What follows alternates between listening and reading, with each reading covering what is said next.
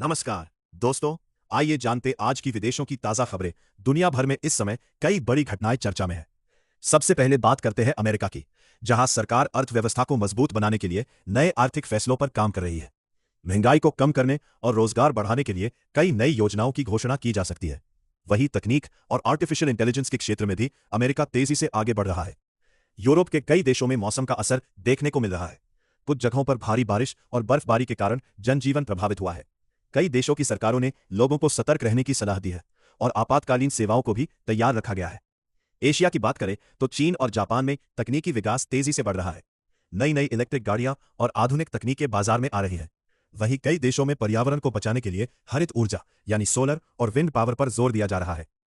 मध्य पूर्व के कुछ देशों में भी कूटनीतिक बातचीत और व्यापारिक समझौतों को लेकर हलचल तेज हो गई है।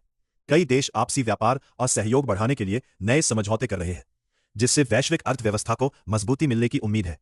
पड़ोसी देश नेपाल में इन दिनों राजनीति, विकास और पर्यटन से जुड़ी कई महत्वपूर्ण खबरें सामने आ रही हैं।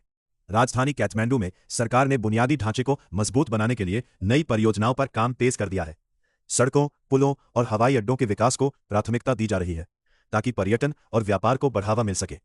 नेपाल में पर्यटन सीजन धीरे धीरे तेज हो रहा है।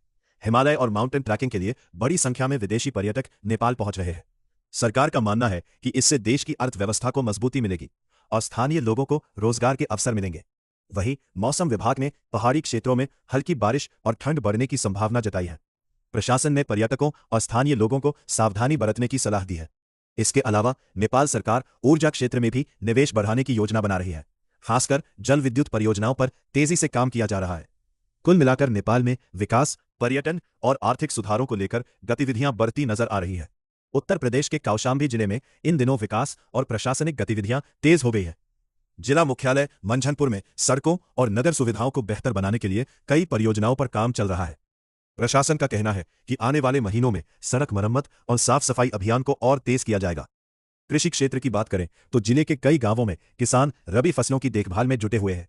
मौसम सामान्य रहने से गेहूं और सरसों की फसल को फायदा होने की उम्मीद जताई जा रही है। वहीं कृषि विभाग किसानों को नई तकनीकों और बेहतर बीजों के इस्तेमाल की सलाह दे रहा है। कानून व्यवस्था को लेकर पुलिस प्रशासन भी सतर्क नजर आ रहा है। बाजारों और भीड़-भाड़ वाले इलाकों में सुरक्षा बढ़ाई गई है, ताकि लोगों को सुरक्षित माहौल मिल सके। इसके अलावा स्कूलों और सरकारी संस्थानों में भी विभिन्न जागरूकता कार्यक्रम आयोजित किए जा रहे हैं।